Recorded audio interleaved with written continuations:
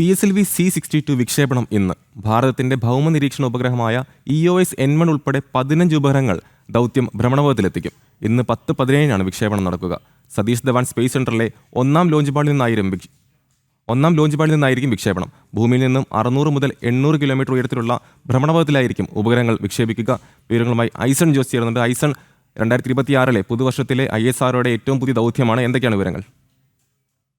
തീർച്ചയായും അമൽ, ISROയുടെ പുതുവർഷത്തിലെ ഏറ്റവും സുപ്രധാനമായ ഒരു ദൗത്യമാണ് PSLV 62 എന്ന് പറയുന്നത്. നമുക്കറിയാവുന്നതാണ്, ഈ ദൗത്യത്തിന്റെ ഏറ്റവും പ്രധാനപ്പെട്ട അല്ലെങ്കിൽ ഒരു നിർണായകമായ ഘടകം എന്ന് പറയുന്നത് 15ഓളം സാറ്റലൈറ്റുകളാണ് ഒറ്റയടിക്ക് വിക്ഷേപിക്കുന്നത്. PSLV C-62 15ഓളം ഉപഗ്രഹങ്ങളുണ്ട്. അതിലേറ്റവും പ്രധാനപ്പെട്ട ഉപഗ്രഹം എന്ന് പറയുന്നത് EOS N1, അതായത് earth observation satellite N1, DRDO നിർമ്മിച്ച ഒരു സാറ്റലൈറ്റ് ആണ്. അത് സ്ട്രാറ്റജിക് മാനേജ്മെന്റിന്റെ ഭാഗമായി, അതായത് മിലിറ്ററിയുടെയും അനുബന്ധ സംവിധാനങ്ങളുടെയും എല്ലാം ഭാഗമായി പ്രവർത്തിക്കുന്ന ഒരു സാറ്റലൈറ്റ് ആണ്. അതുപോലെ തന്നെ മറ്റു 14 സാറ്റലൈറ്റുകളും ഈ കൂട്ടത്തിലുണ്ട്. അത് വിവിധ സ്റ്റാർട്ടപ്പുകളുടെയും അതുപോലെ തന്നെ വിവിധ രാജ്യങ്ങളുടെയും എല്ലാം തന്നെ സാറ്റലൈറ്റുകളാണ് ഇതിലുള്ളത്. അത്തരത്തിലുള്ള സാറ്റലൈറ്റുകളെല്ലാം തന്നെ ചേർത്ത് 15ഓളം സാറ്റലൈറ്റുകൾ ഭൂമിയിൽ നിന്ന് 600 മുതൽ 800 കിലോമീറ്റർ വരെയുള്ള അകലെയുള്ള സൺ സിൻക്രണസ് ഓർബിറ്റിലേക്കാണ് വിക്ഷേപിക്കുക. ഈ വിക്ഷേപണം നടന്നതിന് ശേഷം വീണ്ടും ഇതിന്റെ 4ാം ഘട്ടം, അതായത് റോക്കറ്റിന്റെ 4 ഘട്ടങ്ങളാണുള്ളത്. 4ാം ഘട്ടം PSLV പോളാർ സ്പേസ് ലോഞ്ച് വെഹിക്കിളിന്റെ 4ാം ഘട്ടം തിരിച്ചിറങ്ങുമ്പോൾ ആ തിരിച്ചിറങ്ങുന്ന റോക്കറ്റിൽ ഒരു സംവിധാനമുണ്ട്. അതാണ് കിഡ് എന്ന് പറയുന്നത്.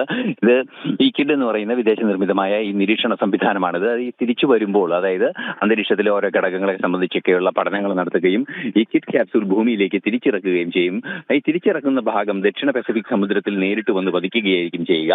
അതായത് ഈ കിഡ് എന്ന് പറയുന്ന ഈ സംവിധാനത്തിന്റെ അല്ലെങ്കിൽ ഈ പ്രോബിന്റെ തിരിച്ചുള്ള വരവിൽ ലഭിക്കുന്ന ഡാറ്റയാണ് പ്രധാനം. അന്തരീക്ഷത്തിലേക്ക് പ്രവേശിച്ചു കഴിഞ്ഞാൽ അത് ഭൂമിയിലേക്ക് പതിക്കുകയും ഭൂമിയിൽ പതിച്ചതിന് ശേഷം സ്വാഭാവികമായും അത് ഉപേക്ഷിക്കപ്പെടുന്ന ഒരു സംവിധാനമാണ്. റിക്കവർ ചെയ്യുന്ന ഒരു സംവിധാനമല്ല. പാരച്യൂട്ടുകളോ മറ്റു സംവിധാനങ്ങളോ ഉപയോഗിച്ച് സോഫ്റ്റ് ലാൻഡിംഗ് സമുദ്രത്തിൽ ചെയ്യുന്ന ഒരു സംവിധാനമല്ല. മറിച്ച് ഈ ഗവേഷണത്തോടൊപ്പം തിരിച്ച് ഈ വസ്തുക്കളെല്ലാം തന്നെ, ബഹിരാകാശത്തുള്ള വസ്തുക്കളെല്ലാം തന്നെ തിരിച്ചു കൊണ്ടുവരുന്നത് സംബന്ധിച്ച ഗവേഷണത്തിന്റെ ഭാഗമായുള്ള നടപടിയുടെ പരീക്ഷണ ഘട്ടമാണിത്.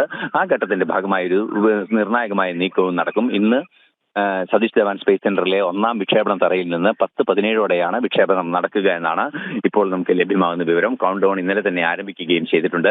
10:17 വിക്ഷേപണം കൃത്യമായി നടക്കുകയും ചെയ്യും.